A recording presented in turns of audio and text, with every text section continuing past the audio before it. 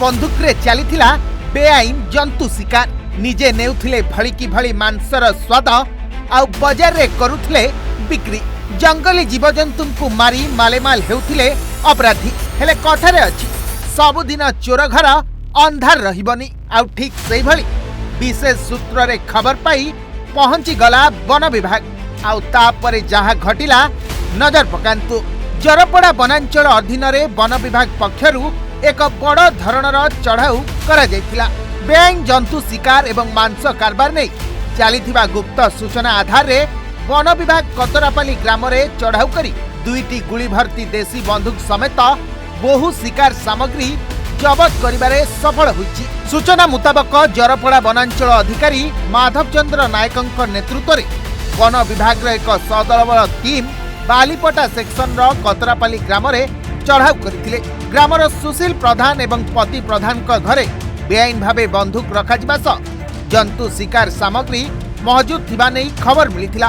तेबे वन विभाग टीम को देखि अभियुक्त माने घरु फेरार हो जाइथिले। तदंत समय रे अभियुक्तଙ୍କ घरु दुईटी गुली भर्ती देशी बंदूक जबत कराजिबा सह शिकार पाई व्यवहृत हेउथबा फास सीसा पटस एवं बारूद आदि बहु आपज्जनक सामग्री जबत होईछि।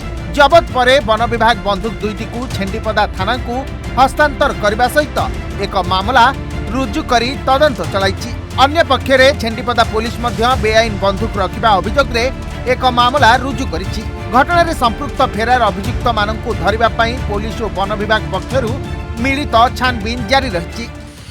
रेंजर सर को निर्देश अनुଯାୟୀ आम्भे माने आमर staff all total ranger staff समस्ते कतरापाली ग्राम को काली जंतु मांस खबर आसीला सेठी आमे सेति जाइथिलु किंतु आमे जंतु मांस चेक करिया टाइम रे जंतु मांस आमको किछि मिलिला नाही ता बदल रे आमको दुईटा बंदूक पाइलु सेही बंदूक दुईटा आमे आनी रेंजर सी आनी आमर सीजर लिस्ट करी सेटा आमे छेंडीपदा थाना को हस्तांतर कलु। छेंडीपदा ब्लॉक रु सिद्धेश्वर साहू का रिपोर्ट ओडिशा भास्कर।